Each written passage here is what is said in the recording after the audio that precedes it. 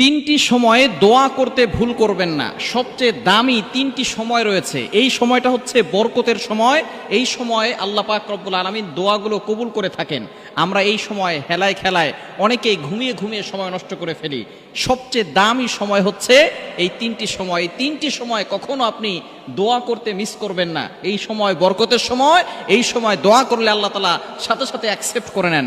Number one, এক number হচ্ছে তাহাজ্জুদ থেকে ফজরের ওয়াক্ত শুরু হওয়া পর্যন্ত, অর্থাৎ যখন তাহাজ্জুদের ওয়াক্ত শুরু হয় রাতের শেষ অংশ, এই সময়টা আল্লাহ পাক রব্বুল আলামিন প্রথম আসমানে এসে বান্দাদেরকে ডাকতে থাকেন। এই সময় হচ্ছে বরকতের সময়। বুখারী শরীফের হাদিস, নবীজি সাল্লাল্লাহু আলাইহি ওয়াসাল্লাম জানিয়ে দিয়েছেন, যখন সকল প্রাণীগুলো ঘুমিয়ে যায় রাতের শেষ অংশে আল্লাহ পাক রব্বুল আলামিন প্রথম আসমানে এসে বান্দাদেরকে ডাকতে থাকেন আর বলতে থাকেন, আলা আমি মুস্তাগফিরিন ফাস্তাগফারালা, কে আছো গুনাহ করেছো, আমি আল্লাহর কাছে ক্ষমা প্রার্থনা করো, আমি আল্লাহ তোমাদের গুনাহ খাতাগুলো